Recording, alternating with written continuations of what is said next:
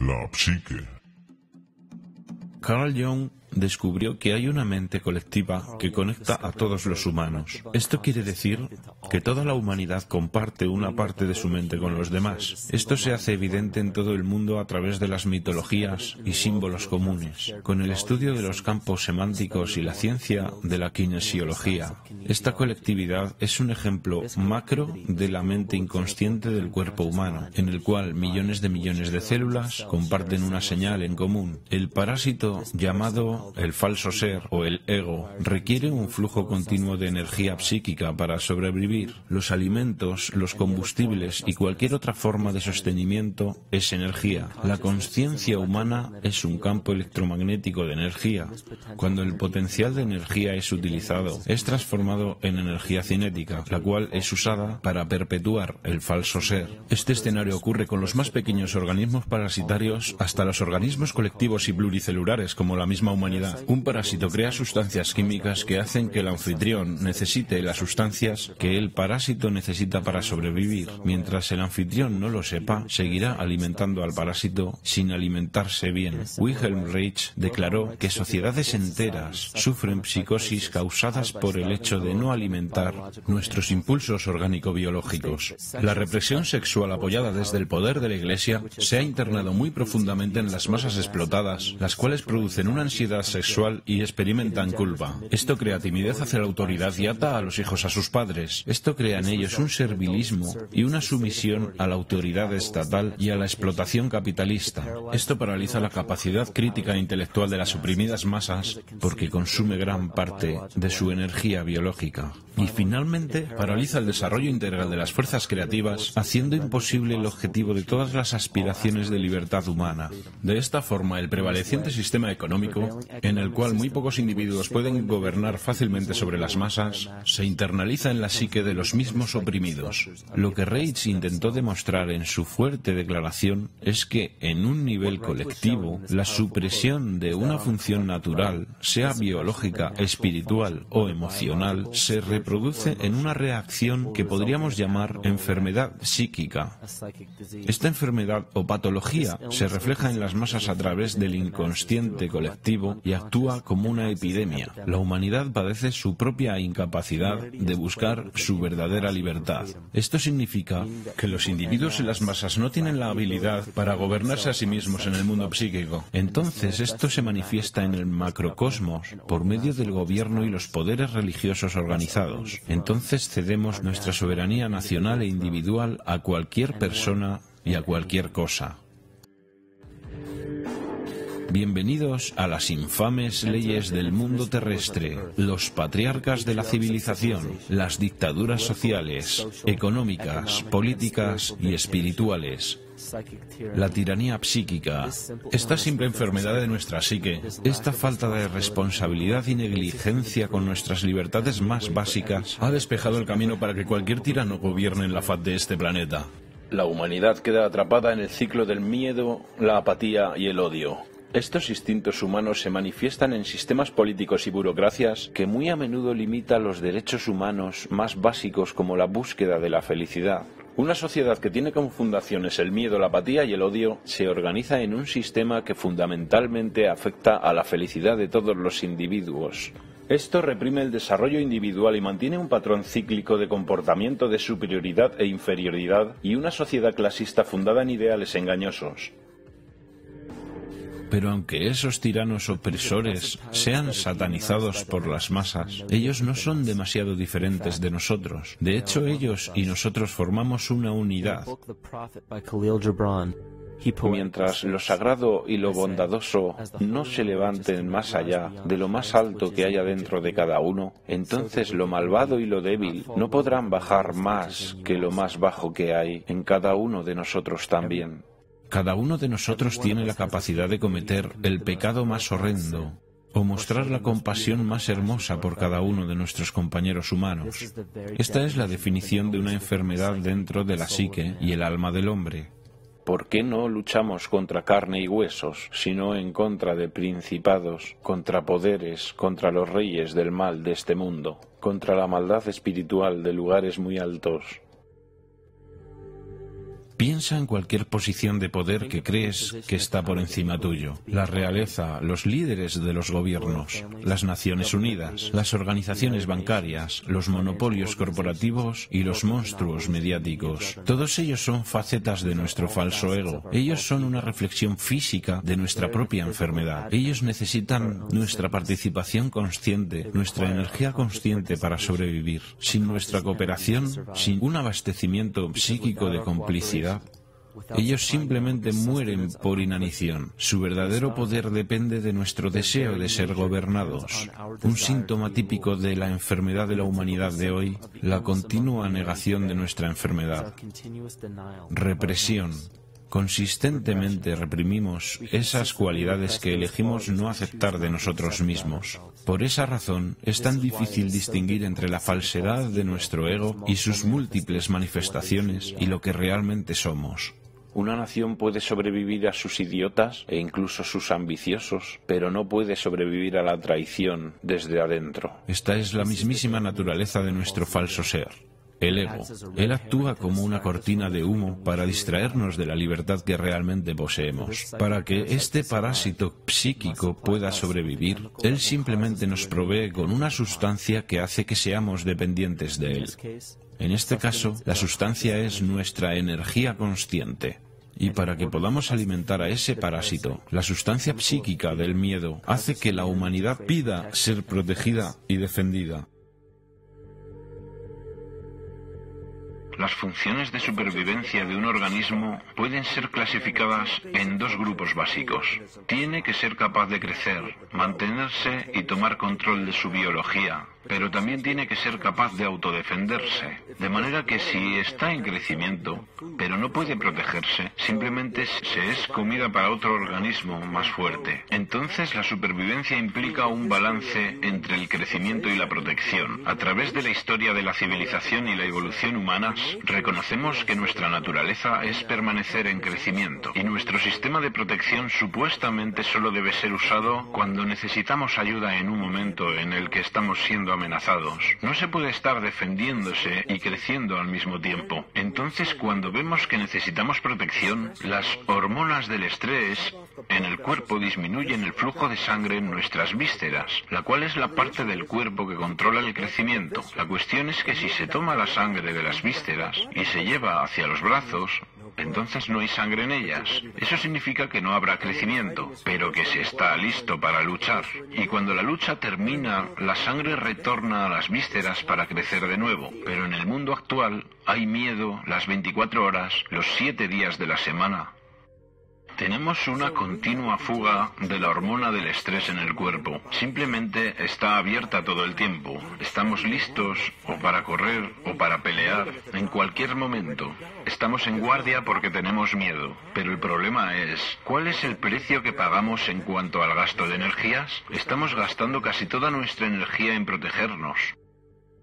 No se puede sobrevivir si se está en el modo de protección todo el tiempo.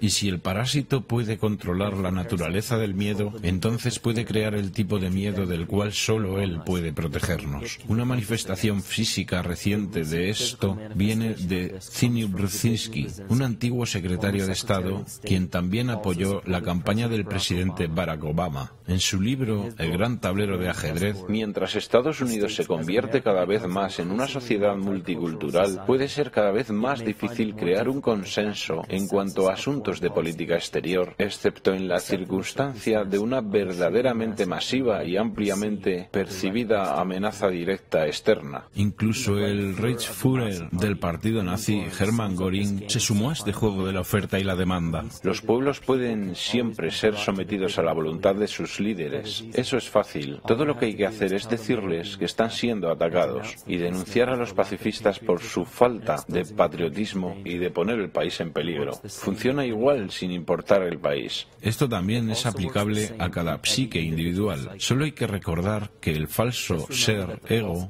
tiene un solo deseo. Él quiere convertirse en un ser más grandioso y poderoso que el verdadero ser. Esta enfermedad hace que creamos que estamos separados de la naturaleza. Por esta razón, vemos un aumento en la dependencia de la tecnología y vemos tan poca responsabilidad con el medio ambiente. Por eso es que experimentamos tanta intolerancia, racismo, sexismo y todas las demás formas de discriminación posibles, las cuales llevan al crimen, la violencia, las guerras y eventualmente la destrucción total del organismo.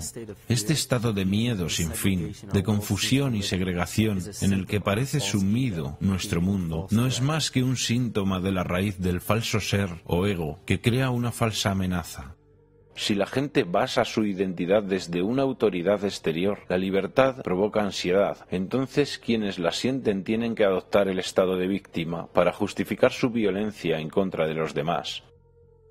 Símbolos. Muchos de los presidentes de Estados Unidos tienen una relación de sangre o parentesco. La familia Bush tiene relaciones familiares con un gran número de expresidentes. George Washington, Millard Fillmore, Franklin Pierce, Abraham Lincoln, Ulysses Grant, Rutherford Hayes, James Garfield, Grover Cleveland, Theodore Roosevelt, William Taft, Calvin Coolidge, Herbert Hoover, Franklin Roosevelt, Richard Nixon y Gerald Ford. Michael Sario muestra en su trabajo que los Bush están cercanamente emparentados con la monarquía europea, coronados o no, y que tiene una relación especial con la familia real británica. El árbol familiar de los Bush puede ser documentado hasta los comienzos del siglo XV. Es un descendiente directo de Henry III y de la hermana de Henry VIII, Mary Tudor. También descendiente de Carlos II de Inglaterra.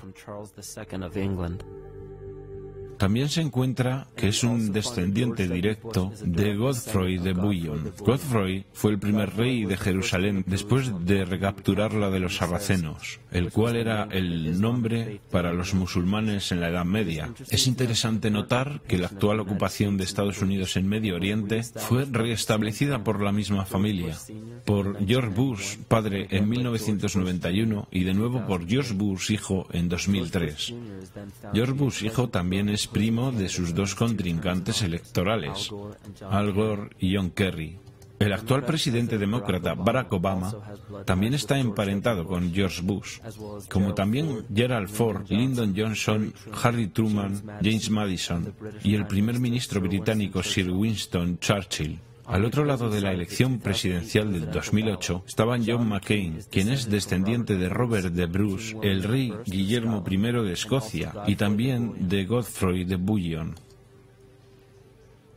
Probablemente una de las cosas más interesantes de este linaje es el hecho de que toda la familia real británica tiene parentesco con el profeta islámico Mahoma a través de los reyes de Sibila. Este linaje sobrevivió a través de los reyes de Portugal, Castilla y eventualmente hasta el rey Eduardo IV. Esta es una historia muy diferente de lo que puedes conseguir en fuentes oficiales a diario. Es una historia que justifica una idea de una superioridad genética, la cual fue completamente desacreditada por la más importante autoridad de los linajes europeos aristocráticos, Pulkersperich. Esto solo muestra que se tiene la historia real y también se tiene la ilusión manufacturada que es dada al público.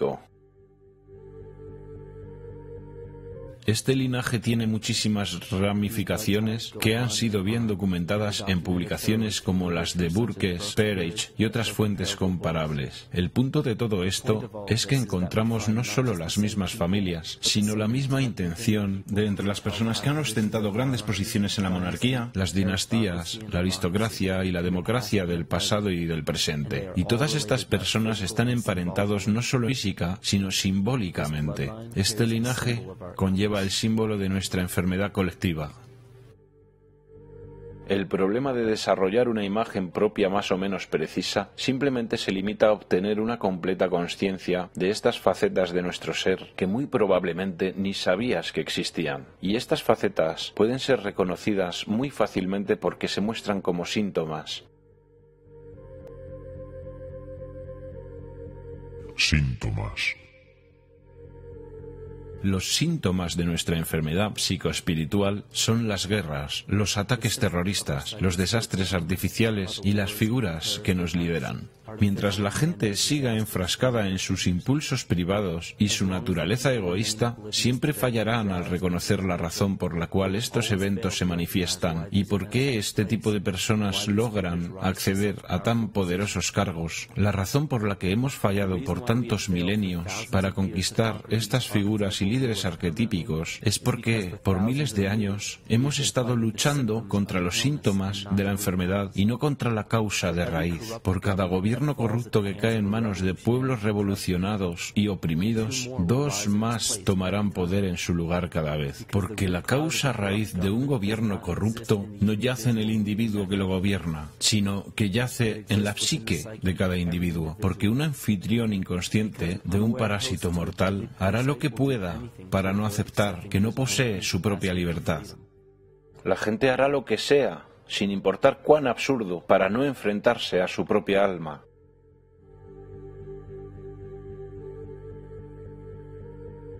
Estamos tan privados de sensatez en este mundo que aquellos que simplemente dejan de proyectar sus fallos en los demás y que comienzan a luchar contra sus propios demonios son catalogados como neuróticos.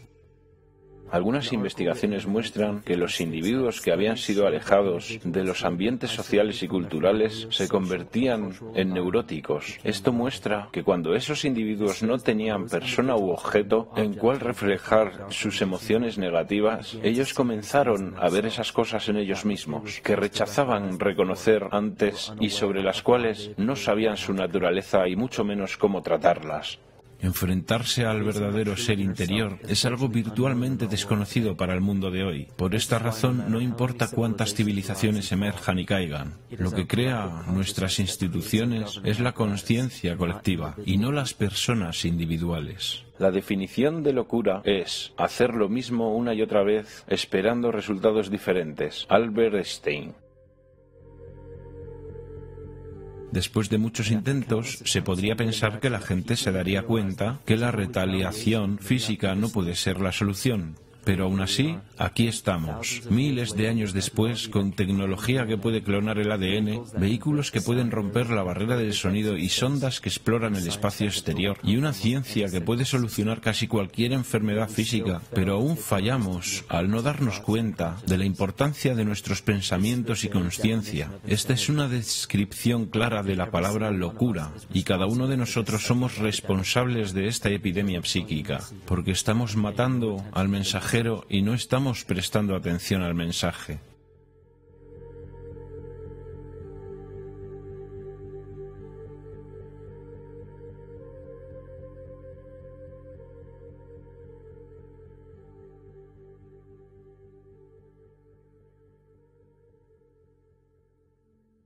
El ser.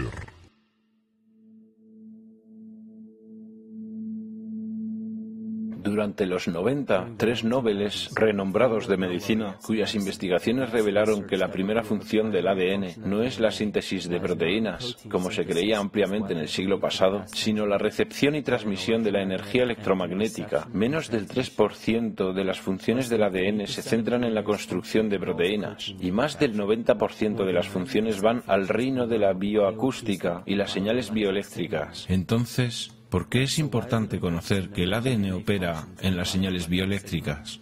El corazón y el cerebro mantienen una interacción recíproca que influencia el funcionamiento de ambos órganos. Aunque este fenómeno no es muy conocido, el corazón envía más información al cerebro que el cerebro al corazón, y las señales que el corazón envía al cerebro influencian la percepción, los procesos emocionales y las funciones altamente cognitivas. El corazón también genera al campo electromagnético más fuerte del cuerpo, y esto puede ser medido en las ondas cerebrales de la gente que nos rodea.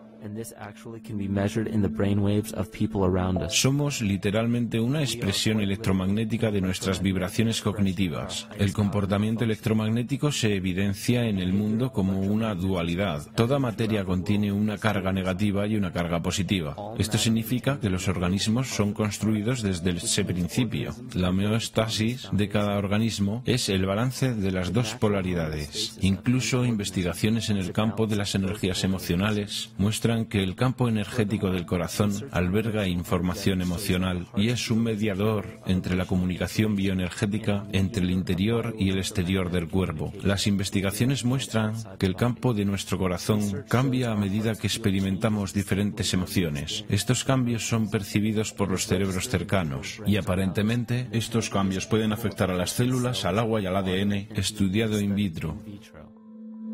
Miedo.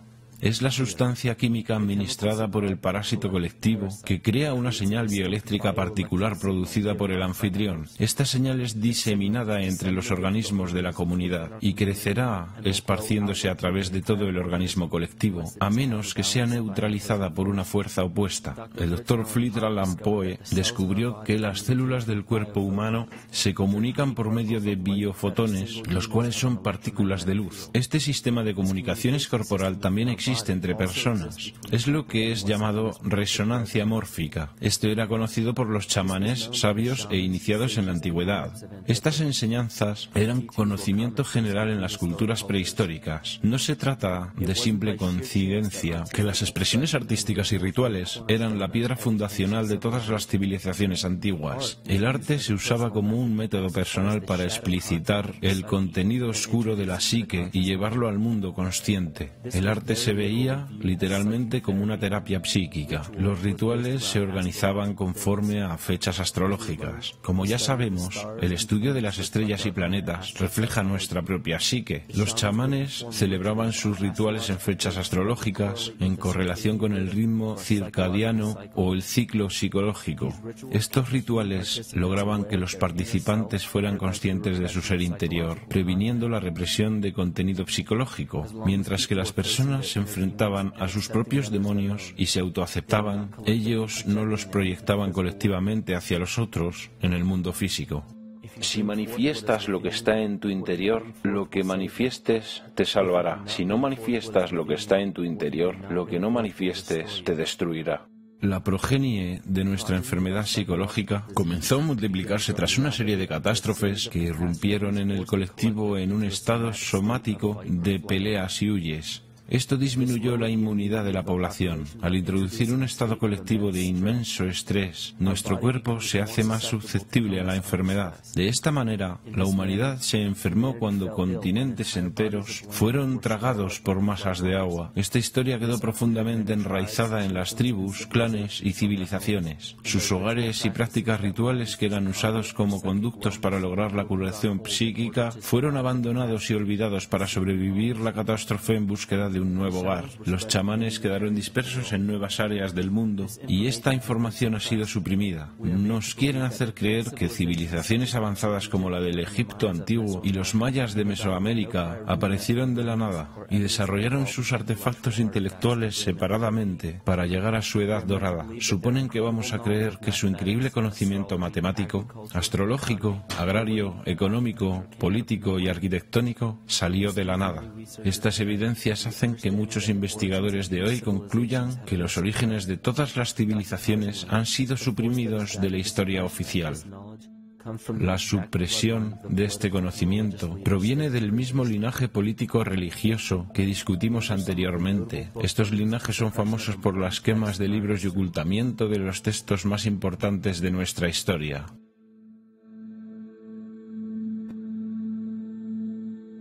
Pero incluso después de toda esta supresión, todavía hay remanentes de la dispersión de la antigua civilización en casi todos los países.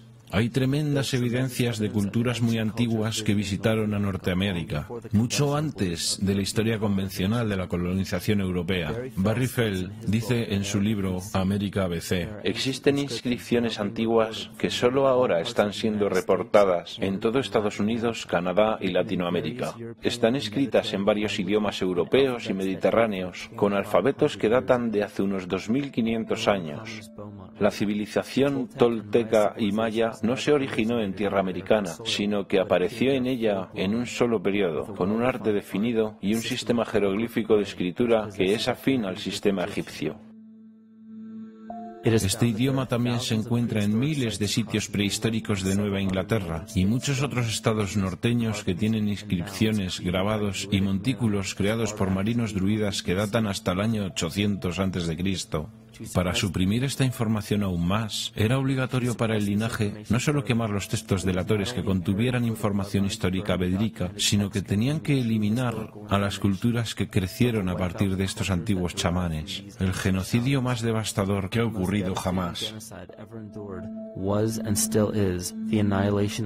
Hemos perdido nuestras raíces tradicionales y ahora no conocemos los rituales, las danzas dragón, las danzas espíritu de los nativos americanos. ¿Qué pensaste que eran? Todos los chamanes del mundo, cuando hacen sus rituales, lo hacen. Es su trabajo, armonizar a través de danzas para reforzar el sistema inmunizador de la Tierra. Pero todos los chamanes originales han sido eliminados.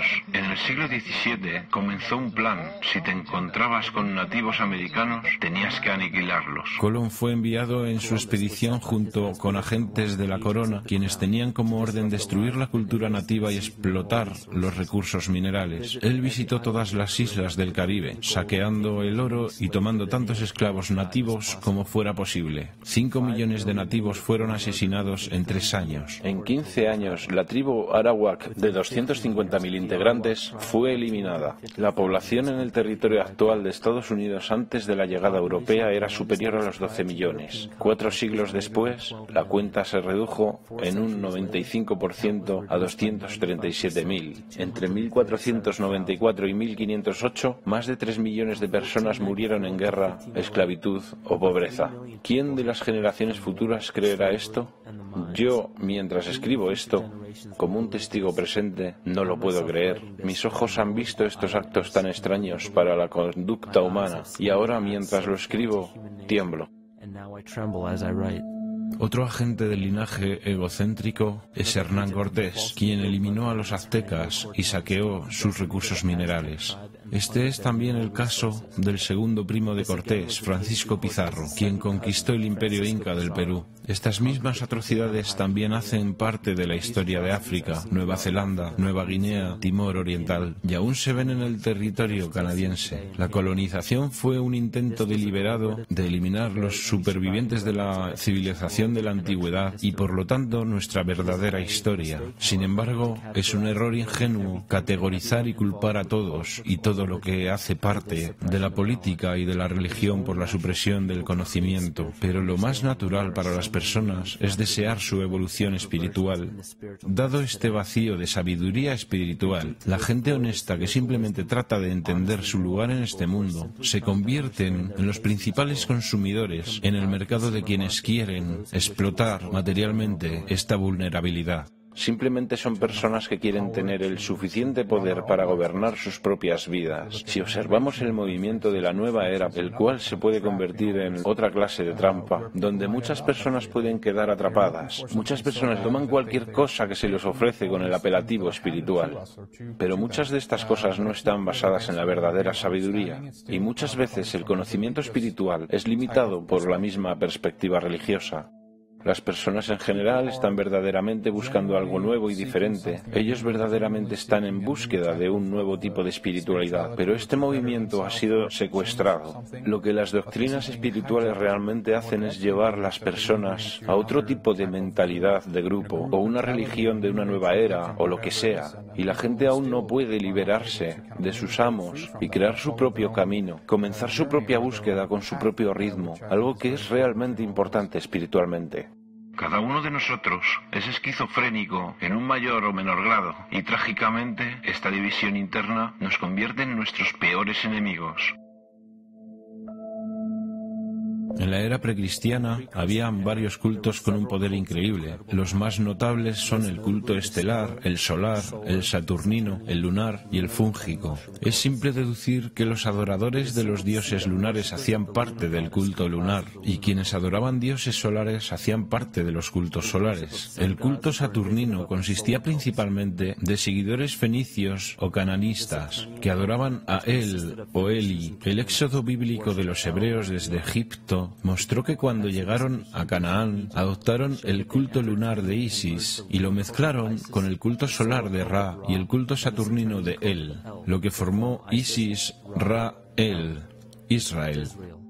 El antiguo culto israelita y su mitología, la adoración de Yahvé, Todas las leyendas patriarcales, la estancia en Egipto y mucho más, tienen raíz de su culto en los hongos sagrados que se desarrollaron en la fértil filosofía del antiguo Medio Oriente. La mitra judía, los turbantes islámicos y las boinas militares, todos son derivados del símbolo de culto a los hongos. Sin embargo, uno de los primeros y más prominentes cultos era el culto estelar. Aunque muchos de esos cultos antiguos fueron creados por chamanes, muchos de ellos tomaron unas direcciones completamente diferentes. Como se podría imaginar, en cualquier establecimiento de poder, los cultos más pequeños formados dentro de los cultos principales tienen deidades particulares. El culto a Mitra y el culto a Dionisio son dos ejemplos. Todavía se encuentra el gorro frigio en el símbolo de la diosa de la libertad en las monedas de dólar, en el escudo de armas de muchos países, por ejemplo en el escudo reverso del Paraguay y en el sello del Senado de los Estados Unidos. Incluso encontramos al culto solar relacionado con lo que hoy llamamos Navidad. En el culto a Dionisio, muchos festivales se celebraban, como el Festival Dionisia, que se celebraba en Atenas durante el equinoccio de primavera. El evento más importante en este festival era el concurso del Zaimela, en la cual los poetas, los músicos y los animadores se presentaban en teatros a cielo abierto. Los músicos no tenían que pagar impuestos y los miembros del gremio de artistas no tenían que hacer parte de los asuntos militares. El culto de Dionisio aún sobrevive y lo hace en la forma de la industria del entretenimiento.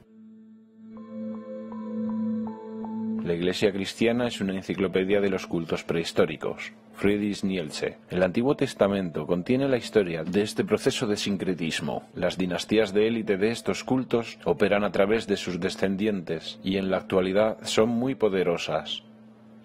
Estos cultos todavía existen entre los más influyentes cargos de poder y en todos los continentes del mundo civilizado, pero la función más importante de estos grupos es manufacturar el consenso y el consentimiento cómplice de las mayorías. La mente consciente es la mente creativa, es la que tiene la identidad personal implícita y es la que crea el verdadero pensamiento, pero también tenemos la mente subconsciente. El subconsciente es equivalente a una grabadora, simplemente guarda el comportamiento en la memoria para que después el consciente le dé clic y desempeñe una acción. El subconsciente nos evita tener que aprender todas las veces. Una vez que se aprende algo se crea un patrón. El problema es que los patrones básicos de creencia y de comportamiento son programados en la mente subconsciente por nuestros maestros, nuestros padres, familias y comunidades. Entonces la mayoría de las personas no entiende que tan fácilmente pueden ser influenciadas por su entorno. Cada palabrita que es dicha en la televisión puede no parecer demasiada influencia para nuestra mente consciente,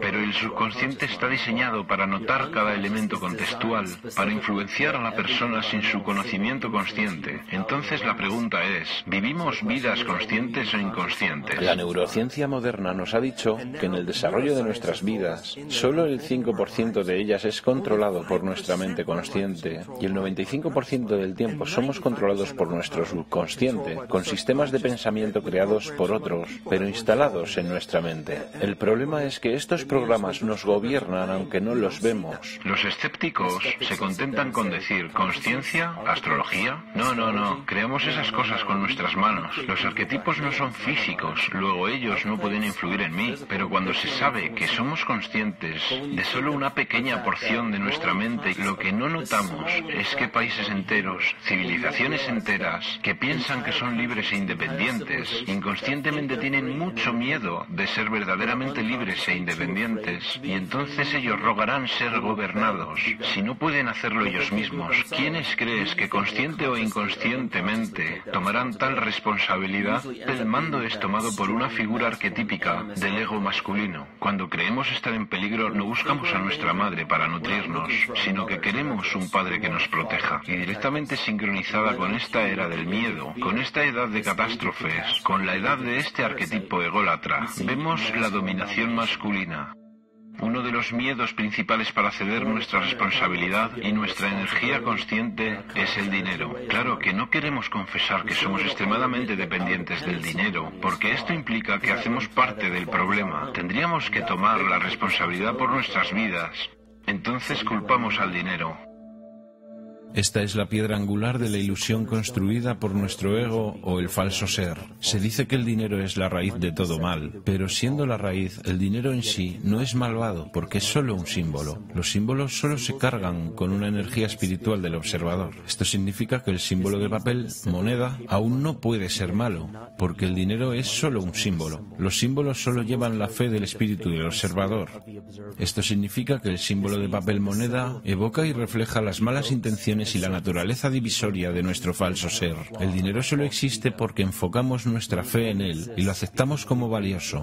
Y le hemos dado el poder de control sobre el símbolo del dinero a una entidad privada en vez de a un gobierno o entidad pública. No hay ley alguna que declare que tenemos que usar dinero de la Reserva Federal. Elegimos usar el dinero controlado privadamente porque tememos a la alternativa. Independencia. Nadie está más esclavizado que aquellos que falsamente creen que son libres.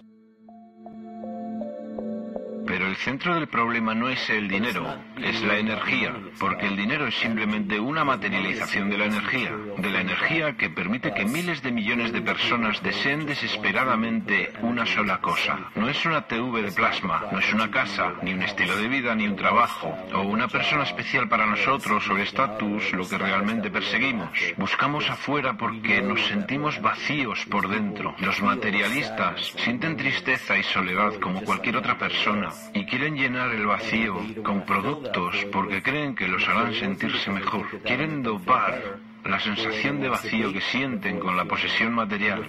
Entonces volvemos a la causa de la división, ese sentimiento que hace que queramos ser dependientes de una fuente externa, algo sobre lo que no tenemos ningún control en absoluto. Nos destruimos mutuamente, guerras, competimos con las cosas materiales, saqueamos al planeta y lo destruimos para conseguir cosas que podamos poseer y que nos garanticen que somos ganadores. Cada una de aquellas acciones es destructiva, no solo para el planeta, sino también para la civilización humana, porque la civilización humana prospera con la cooperación y muere con la competición. Y si se analiza el mundo con esos principios, encontramos que la extinción que se nos presenta ahora en nuestro camino es explicable. Ya sabemos que todos tenemos demonios internos, por así llamarlos, pero esperamos ver monstruos demoníacos o apariciones oscuras. Pensamos en seres como los percibimos en las películas de cine, pero nuestros demonios son realmente reflejados por las personas con quienes convivimos, a quienes envidiamos y odiamos. Somos demonios para quienes afectamos física o emocionalmente de cualquier manera. Y no es porque envidiamos u odiamos cualidades específicas de esas personas, tanto como odiamos el hecho de que nos recuerden nuestros defectos. Ellos reflejan características hacia nosotros que quisiéramos tener en más o menos cantidad, o cosas de nosotros que no quisiéramos ver en absoluto. Entonces, ¿qué hacemos? Tratamos de aliviar aquel dolor sin fijarnos en nuestros propios demonios luchando contra ellos, sino dañando a la gente que nos recuerda nuestra sombra, hiriendo a las personas que nos recuerdan lo que odiamos de nosotros mismos. Entonces nos frustramos porque no controlamos nuestras propias emociones. Cuando no tenemos conciencia de lo que está afectándonos emocionalmente, nos desahogamos descargando nuestras emociones en los demás, que actúe como un catalizador de nuestra ira. También nos desquitamos con los animales, que son perfectos porque ellos no tienen ego y no pueden defenderse como nosotros. Es una perfecta catalizadora de nuestra agresión, confusión o miedo. Solo hay que reflejarlo en algo que esté completamente indefenso. Solo hay que imaginarse cuánta inconsciencia de sus acciones debe tener una persona para torturar, mutilar o maltratar a una criatura.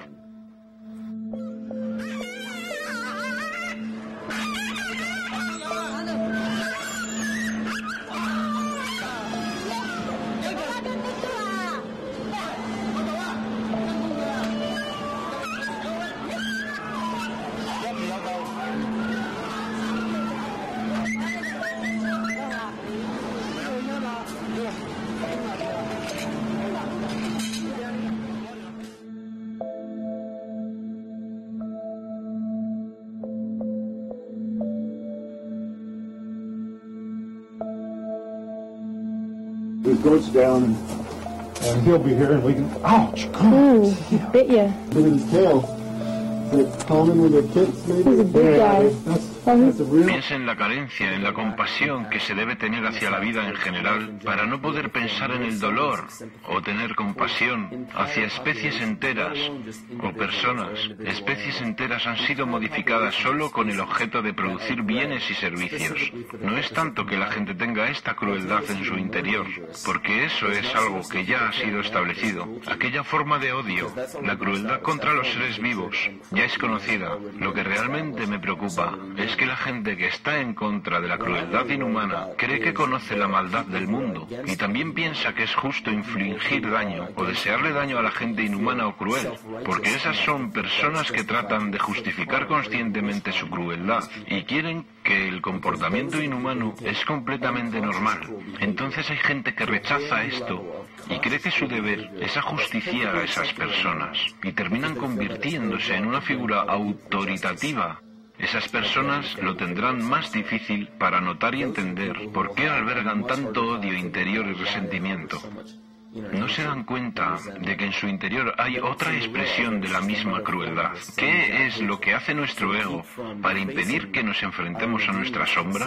Cuando comenzamos a pensar, oye, espera un segundo, tal vez no esté bien infligir daño a cualquier otra criatura. Entonces el ego crea una forma más sofisticada de crueldad. Nos engaña y nos hace actuar con otra forma de autodesprecio, pero con la misma forma indigna de pensamiento. Pero el sentimiento de vacío volverá a manifestarse de todas maneras, y la gente siempre comenzará a sentirse mal otra vez, no importa cuántas veces ellos traten de transferir la culpa. Así es que creemos que necesitamos el caos en nuestras vidas, ansiamos la destrucción, pedimos la catástrofe o la hecatombe, como si no tuviéramos nada lo suficientemente amenazador, que actúe como una forma de exorcismo, que hace que comencemos a notar esas cosas en nosotros, que son exactamente lo que nuestro ego no quiere que veamos. Podemos involucrarnos en guerras, podemos culpar al terrorismo, podemos tratar de salir de la crisis, podemos arreglárnoslas con esas cosas, pero una vez que comenzamos a notar este caos dentro de nosotros, nos estamos enfrentando a nuestros verdaderos demonios. Preferiríamos enfrentarnos a 1.000.000 de 9S que a un solo segundo de nuestro propio odio, de una verdadera reflexión de nuestro autoodio.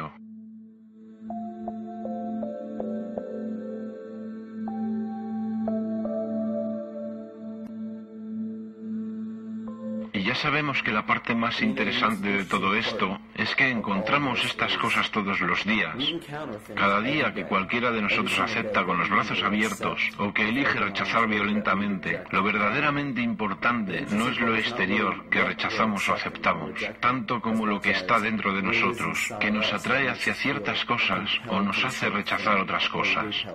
Existe una pulsión dual que se manifiesta en la fuerza bruta o debilidad excesiva, la atracción o la repulsión, y lo que es interesante sobre esto es que nos podemos dar cuenta de que la consciencia, el conocimiento, aquella esencia intangible que anima toda la materia hasta llevarla a lo que vemos alrededor de nosotros como vida, es donde podemos resolver desde la raíz este comportamiento dual. Estos ciclos han sido explicados como la inhalación y la exhalación de Brahma, la contracción y la expansión de Atman y Lucifer, en un escenario completamente antropológico y filosófico, los polos opuestos, activo y pasivo, de la electricidad, las cualidades masculinas y femeninas del yin-yang, de la existencia y la nada, son todos modos de explicar el mismo proceso de comportamiento. Esto comienza con la conciencia, comienza con el conocimiento, y si somos capaces de trascender todas las imágenes y conceptos mentales de todos estos sistemas de creencias que tenemos en la cabeza y solo tratamos de sentir la diferencia entre las dos polaridades, comenzaremos a notar que todos los diferentes escenarios y posibilidades que vemos en acción en el mundo tienen un principio en común. Habrá 1.000.000 de personas que le dirán por qué la Biblia es supuestamente, y luego habrá otro 1.000.000 que le dirá que la Biblia es un medio de manipulación mental. Cada persona le dirá, ten cuidado con esto o cuídate con esto otro. Y yo simplemente me pregunto, ¿qué hace que alguien sea la autoridad para decir que algo es verdadero o es falso? ¿Basado solamente en la suposición de otra persona? Porque no es usted quien toma esa decisión personalmente. La información es simplemente información. No hay tal cosa como la información buena o mala. Yo diría, Deje que el mundo sea su Biblia. Enfrente cada trozo de información, cada persona, cada evento o escenario, con una mente honesta y abierta, porque es la responsabilidad individual elegir lo que hacemos con lo que vivimos. No se trata de seguir a la manada, de seguir lo convencional, sino de tomar responsabilidad. Este es el punto de la vida. No importa cuánta gente te diga que esto está equivocado o es correcto. Tú no dependes de lo que los demás te digan.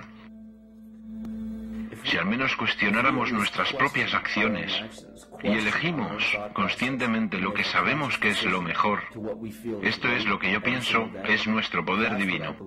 Esto es el verdadero chamanismo. Y esto para mí es lo que nos hace sentir verdaderamente vivos.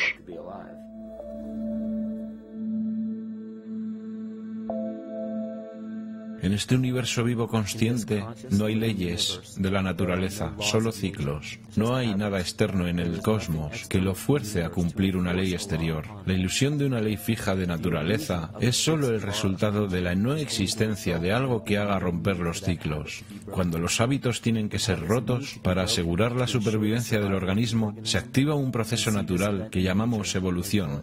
La conciencia colectiva le da forma a nuestra evolución. Un gran ejemplo de esto es el experimento realizado por John Karat en 1988. Su equipo indujo células intolerantes a la lactosa en un ambiente con solo lactosa como alimento. Conforme a una ley de la naturaleza, cada una de estas células intolerantes a la lactosa habría muerto, pero sorprendentemente, todos sobrevivieron. Cada una de ellas entendió el problema al cual se enfrentaban y sustituyó una enzima defectuosa por la lactosa por otra que podía utilizar lactosa como alimento. Si una célula tiene la capacidad de deducir cómo y cuándo evolucionar porque se enfrenta a la extinción, entonces cualquier otro ser vivo puede hacerlo también. Las creencias vigentes consisten en que el cuerpo humano es una máquina bioquímica controlada por sus genes y por lo tanto el comportamiento, la emoción y tendencias de nuestra biología, de nuestra salud y de nuestras vidas son controladas por programas genéticos que no podemos cambiar. Entonces le decimos a la gente, usted no escogió ni puede cambiar los genes con los cuales nació, que son los mismos que programan lo que le va a pasar biológicamente. Mis experimentos en células madre, donde aislaba una célula madre, la ponía en un plato Petri y luego se dividía cada 10 horas. Entonces tomaba todas las células y las repartía en 3 grupos. Cambié el ambiente de crecimiento. En un plato las células formaron un tejido óseo. En el segundo plato formaron tejidos musculares y en el tercer plato formaron células liposas. ¿Qué controló el destino de una célula?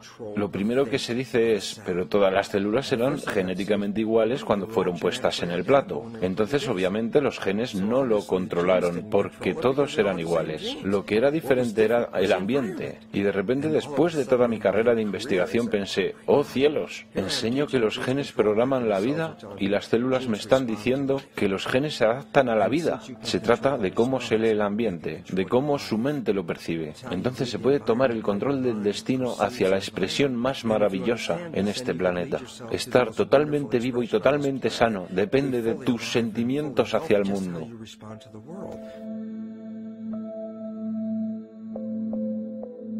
Cuando hay un posible colapso financiero en todo el mundo, guerras políticas y religiosas que estallan infatigablemente y el sentimiento creciente de estar perdido y de no tener sentido, hay una gran cantidad de energía que es llevada hacia el dominio de la conciencia colectiva. La evolución no ocurre gradualmente. La evolución sucede en grandes saltos y fuertes cambios y ocurre debido a una enorme necesidad del organismo para sobrevivir.